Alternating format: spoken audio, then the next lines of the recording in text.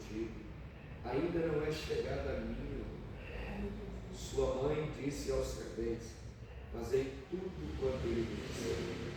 Estavam ali postas 6 talhas de pedra para as purificações dos judeus, e em cada uma cabiam 2 ou 3 almudes. Somente esse versículo, que é o versículo de número 6. Os irmãos podem dizer um amém? Amém. Meus irmãos, nós queremos tecer um comentário aqui, breve, né? Esse capítulo de número 2, que João escreve acerca da transformação. Aqui não é a multiplicação, é a transformação.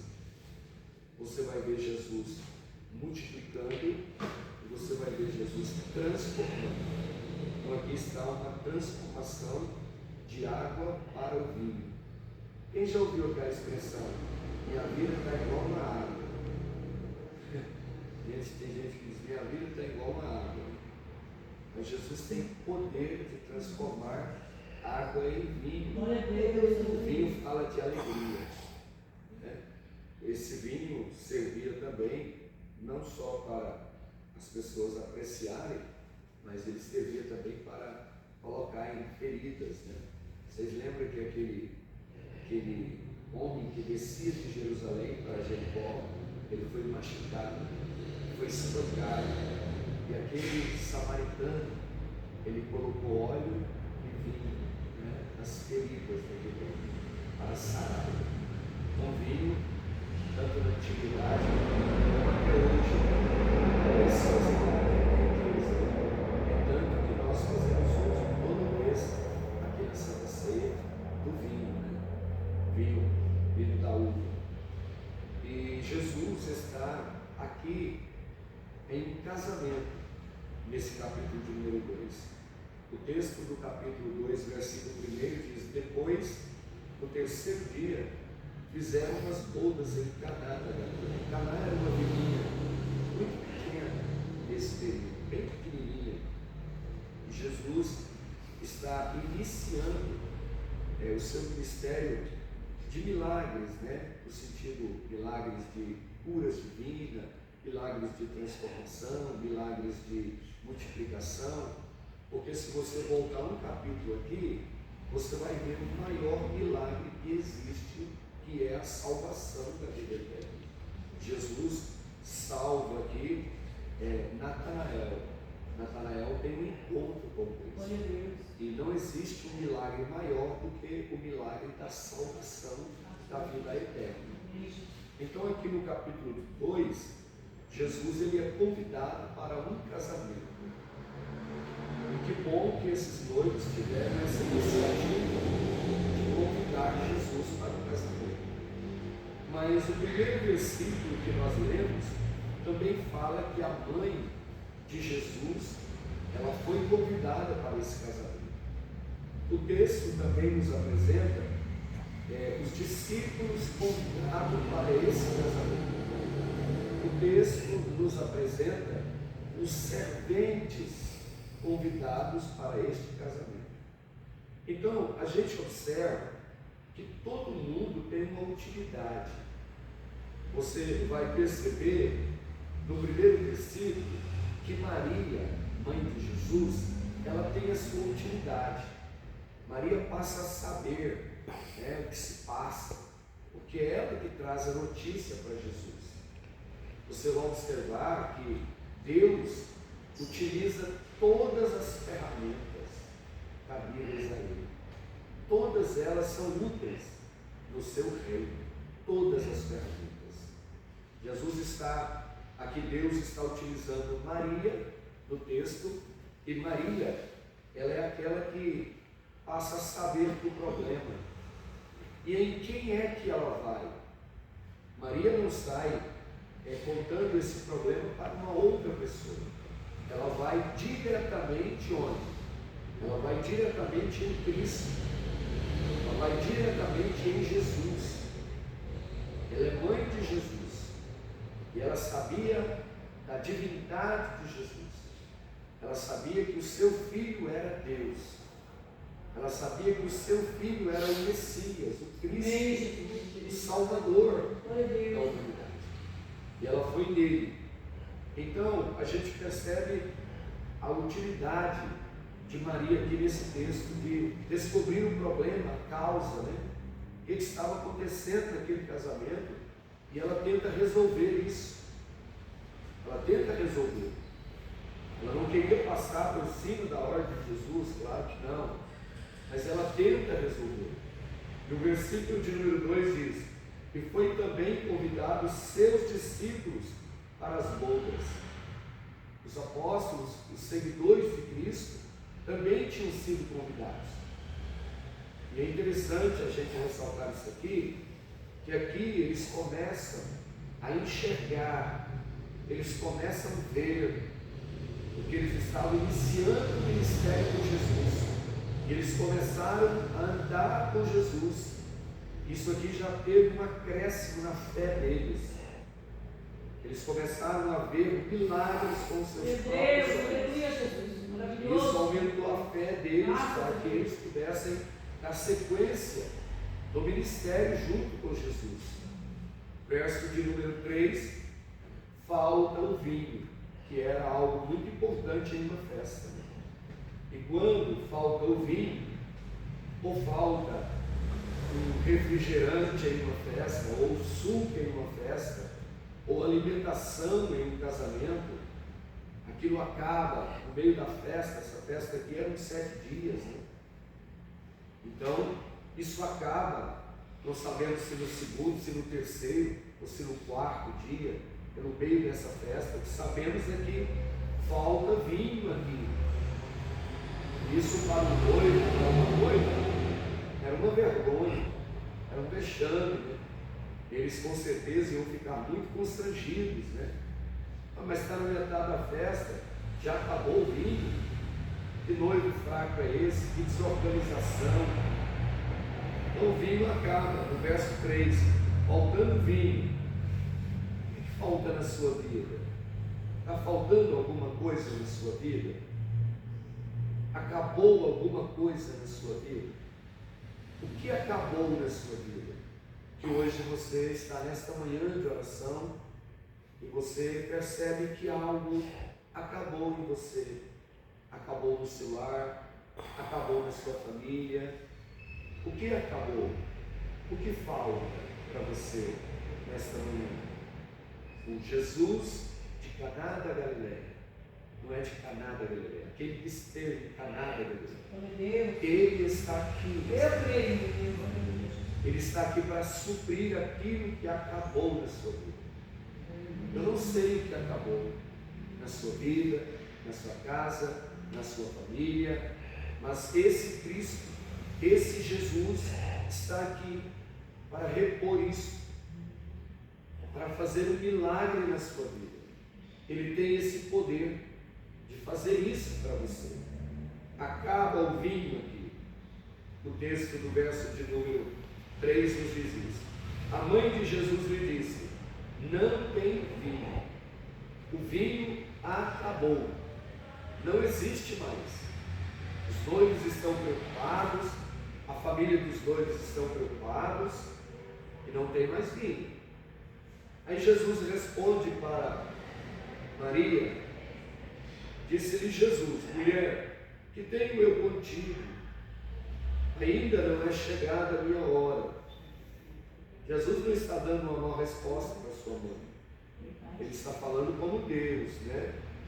Como Deus, como Senhor. E Ele tem a hora dele agir. Ele tem um momento de ele trabalhar. Deus não trabalha. Eu sei que às vezes existe às vezes que você termina de orar, quando você chega em casa o problema já está solucionado. Ou antes mesmo de você sair da igreja. Mas tem coisa que vai levar dias, né? Vai levar anos, né? Então aqui Jesus está dizendo: não é chegada a minha hora, eu trabalho na minha hora. Você pode observar os milagres de Jesus. Quando Jesus salva a samaritana, chega na hora certinho. Quando Jesus chega em Naim, chega na hora certinho, para enterrar. Mas quando ele chega em Betânia também, chega na hora certa. Mas o defunto está morto já há 4 dias. Para ele não tem isso. A hora dele é a hora dele. O problema pode estar grande do jeito que for. Ele chegou, ele tem poder de resolver. Então ele disse para sua mãe: mulher, que tenho eu contigo, ainda não é chegada a minha hora. Existem coisas na sua, na minha vida, que não chegou a hora. A hora de Deus, o tempo de Deus. Há tempo para todas as coisas debaixo de um propósito de Deus, propósito do Senhor. E na hora que chegar a hora, você pode ficar em paz, que Deus vai fazer a obra. Verso de número 5, sua mãe disse, sua mãe está conversando aqui com quem? Com os serventes. Aí eu estava dizendo para vocês, quando introduzi essa palavra, que o Senhor utilizou tudo aqui nesse texto, né? Deus utilizou Maria como instrumento vivo, poderoso, para captar o problema lá, descobrir o problema, trazer para Jesus. Agora você vai ver aqui Jesus utilizando os serventes. Deus utilizou uma mulher, agora está utilizando homens, os serventes. Né? Olha só o que o texto diz. Sua mãe disse aos serventes: fazei tudo quanto ele vos disser. Se os servos de Deus entendessem isso, né? Fazer tudo quanto Deus disser, tudo quanto Deus falar. Nosso problema é que a gente não faz aquilo que Deus manda. Deus manda ir para a esquerda, nós vamos para a direita. Deus manda parar, nós andamos. Deus manda voltar, nós avançamos. Então nós precisamos fazer tudo quanto Ele nos disser. Maria nos está dizendo que vocês seguem as minhas regras. Vocês seguem tudo aquilo que Ele falar a vocês. Porque o que Ele fala, Ele garante. Glória a Deus. As coisas vão acontecer quando eu e você começarmos a fazer, mesmo que seja algumas coisas que aparentemente parecem loucuras. Exemplo, você tem um mar diante de você, aí Deus manda você pegar um pedaço de pau e tocar na água. Você está precisando de uma resposta, você está precisando de uma saída, você está precisando de um caminho. Aí Deus fala com você: você não viu o milagre dessa espécie ainda. Pega esse pau, toca nas águas, como Moisés fez. Quando Moisés fez isso, em obediência a Deus, o mar se abriu. Imagine no Jordão, o Senhor manda o povo santificar 3 dias, né? Quando eles pisaram na água, o Jordão parou. As águas do Jordão fizeram montões, frearam, e Israel passa até em sul. É tanto que eles pegaram até pedra para deixar como lembrete, como memorial. Então, assim, existem coisas que Deus vai te mandar fazer que vai parecer uma loucura, mas às vezes é necessário nós obedecermos ao Senhor para que a gente veja o milagre. Já pensou umas muralhas altas como as muralhas de Jericó? Tinha até casa entre aquelas muralhas. Carruagens passavam por cima, se quisesse. E de repente Deus manda você dar a volta. Eu estou precisando atravessar as muralhas. Eu estou precisando chegar em Canaã. Eu estou precisando chegar no meu destino. Aí Deus não vai mandar eu dar a volta na cidade. Precisa crer e obedecer para receber. Aí no último dia tiveram que dar 7 voltas. Quando deram 7 voltas, as muralhas ruíram. Os historiadores dizem que Deus queimou os alicerces daquelas muralhas e elas então desabaram. Graças a Deus, é maravilhoso. Nesse texto, Deus ele está utilizando quem? Ele está utilizando os serventes. E nós somos servos de Deus. Nós somos dispenseiros de Deus. Graças a Deus. Nós viemos para servir. Aquele que não serve para servir não pode ser servido. O exemplo de maior servo que existe é Jesus. Como Jesus serviu os homens. E até hoje, como Ele nos serve. Como Ele é bom e como Ele é maravilhoso. E estava ali os postas 6 talhas de pedra. Ele também vai utilizar as talhas. Você sabia que você é uma talha de Deus? Você é um tecido de Deus. Você toma posse dessa palavra? Amém. Você é uma talha de Deus. E o Senhor quer te utilizar como talha, como vaso dele. O texto diz que Jesus estava com os serventes e estavam ali postas 6 talhas de pedra para as purificações dos judeus. E em cada uma cabia 2 ou 3 almudes. Não cabia muita coisa, né? Muita coisa. E Jesus disse para os serventes, no verso 7, disse-lhe Jesus: enche, enchei. Outra coisa que eu aprendo aqui é que o Senhor está mandando encher. Ele não está dizendo coloca um pouco, igual a gente faz no posto, né? Põe 10, põe 15. Então ele está rapando ali, pegando os ciscos do. A gente chega lá, põe 10 aí. Jesus está mandando aqui encher. Glória a Deus. Se você quiser viver só na reserva, você vai viver só na reserva. Se você quiser viver só rapando o tanque, você vai viver só rapando o tanque. Mas se você também quiser se encher, é só você ir diante de Deus que Ele tem para te encher. O Senhor está falando aqui com os servos. Nós somos servos. Nós somos suas talhas. Nós somos seus utensílios. E Ele utiliza. Disse-lhe Jesus: enchei. Como Ele gosta de coisas cheias. Como Deus, desde o Velho ao Novo Testamento, gosta de ver coisas cheias. Costumo dizer, a arca estava vazia. Noé tinha construído a arca, estava vazinha. Aí o Senhor disse para Noé: Noé, enche a arca. Estamos conjecturando. Enche essa arca. Senhor, o povo não quer entrar. Então enche de lixo. Deixa vazia. Enche. Salomão, tendo terminado de construir o templo, a Bíblia diz que Deus encheu o templo. As vasilhas daquela mulher estavam vazias. Deus as encheu. Deus é um Deus que enche. Os apóstolos estavam no cenáculo orando, o Senhor os encheu através do seu Espírito. Graças a Deus, maravilhoso. A boquinha daquele peixinho estava vazinha e Pedro precisando pagar o imposto. Deus encheu. Pôs um estáter dentro da boca daquele peixe. Esse Deus é maravilhoso. Nosso Deus é o Deus que quer nos encher. Amém. Quer encher a sua despensa. Deus quer encher a sua vida, tanto de bênçãos espirituais como materiais. Deus quer encher. Ele não quer te ver vazio. Paulo, escrevendo à igreja aos Efésios, Paulo disse: não vos embriagueis com o vinho que há contém, mas enchei-vos do Espírito. Enchei-vos. Deus não te quer pelas metades. Deus não te quer só pelos meios. Deus te quer por completo. Cheio até o osso. Tem isso, pastor?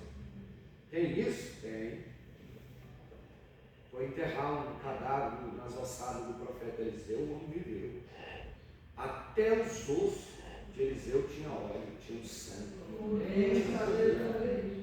E até os nossos ossos possam queimar, como os ossos de Jeremias queimavam quando escutava a palavra do Senhor. Bendito seja o nome de Jesus. Disse-lhe Jesus: enchei de água as talhas. Jesus não está mandando encher de vinho. Enchei de água. E encheram-nas até em cima. Jesus disse que era para encher, e o texto está dizendo que eles encheram até em cima, ficaram cheinhas. Talvez encheram aquelas talhas e talvez pensando, né? O que esse homem está querendo fazer aqui? O que esse moço quer fazer com essas talhas cheias d'água se nós estamos pensando em vinho? Ou na antiguidade, né? A gente pegava aquelas latas de querosene, lavava bem lavadinha, ia lá no rio de água e pegava uma lata de água e comprava aqueles suquinhos. Quem é do tempo de suco aqui? Então, suco. E não tinha gelo, não tinha nada, mas a água fresquinha do rio. A gente pegava aquela água e jogava ali aquele saquinho de suco ali, jogava no açúcar e tomava, ficava com a barriguinha toda cheia. Feliz da vida e era bênção. Mas aqui Jesus não vai colocar uma matéria-prima aqui. Jesus não vai colocar um kisuke aqui. Jesus não vai colocar um açúcar aqui. Jesus não vai colocar uma tinta aqui. Aqui o que foi colocado nesta água foi o poder transformador de nosso Senhor e Salvador Jesus. Glória a Jesus. E o texto diz assim: disse-lhe, tirai agora. Aí já era a hora dele. Tirai quando? Tirai agora. Já era o momento dele. Aí já está no controle dele. Aí já está no comando dele, não de Maria. Tirai agora. Tirai nesse exato momento. Tirai agora e levai ao mestre Sala. E o texto diz que eles levaram. Mas que servos obedientes esse, hein? Enche as talhas. Eles encheram. Tire agora, tiraram. Leve agora, levaram. Esse é o caminho de um verdadeiro servo. Amém, Jesus. Serve a Deus. Glória a Jesus. E serve as pessoas também. E logo que o mestre de Sala provou a água feita em vinho, não sabendo de onde viera, porque não sabia mesmo. Não sabia de onde viera, se bem que o sabiam os serventes, mas certamente não tinham contado, que tinham tirado a água. Chamou o mestre de Sala ao esposo. Chamou o mestre de Sala ao esposo e foi conversar com ele. Nós estamos impressionados, nós estamos maravilhados, porque quando fomos provar este vinho aqui, é um vinho totalmente diferente. O que Deus faz é diferente. Glória a Deus. Glorificado seja o nome de Jesus. Para sempre seja o nome do Senhor. E disse: todo homem põe primeiro o vinho bom, então o inferior, e não o inferior. E quando já tem bebido bem, então o inferior. Mas tu guardaste até agora. Ele não tinha guardado até agora. Aquele vinho não veio dele. Aquele vinho não veio daqueles que faziam o vinho naquele período. E ele está dizendo para o noivo, para o esposo aqui, né? Ele está dizendo para ele que ele tinha guardado até aquele momento. Não era o noivo que tinha guardado. Era Jesus que tinha transformado. Deixa eu lhe dizer uma coisa, amanhã desse dia, para nós concluir essa palavra. Deus, Ele guarda. Porque se muitas coisas Deus lhe entregar, você perde. Se muita coisa o Senhor te der agora, no momento que você quer, no exato momento que você está querendo, você vai perder. Mas Jesus, Ele guarda. Ele guarda. E tem muita coisa guardada da parte de Deus para Ele te entregar, para me entregar, para nos entregar no tempo certo dele. Mas por que Deus permite tanto transtorno, tantos problemas, tantas lutas, para depois nos entregar aquilo que está guardado com Ele? Para que a gente não se perca, ou não perca aquilo que Ele nos dá. A nossa tendência, às vezes, é não saber usar aquilo que Ele nos dá. Vocês lembram de Sansão? Sansão se lambuzou com o mel da bênção. Nenhum homem mortal teve a unção que Sansão teve, a força que Sansão teve, aliás. Que força era aquela que Deus tinha dado para Sansão? Dos juízes, quais deles tiveram aquela força? Moisés teve muita unção, muito poder, muita graça de Deus. Mas uma força daquela que Sansão teve, aquilo era algo extraordinário. Mas ele lambuzou-se. Então tem muita coisa que Deus nos preserva, nos reserva, Ele não nos dá no momento que nós queremos, para que a gente não se perca na caminhada. E Deus não quer que você se perca na caminhada. Então Ele guarda para o momento exato. Existem bênçãos que chegou na minha vida, que eu sei que essas bênçãos vieram no tempo em que Deus tinha me dado uma maturidade para me recebê-las. Eu encerro aqui dizendo aos irmãos que é melhor o final da história do que o princípio.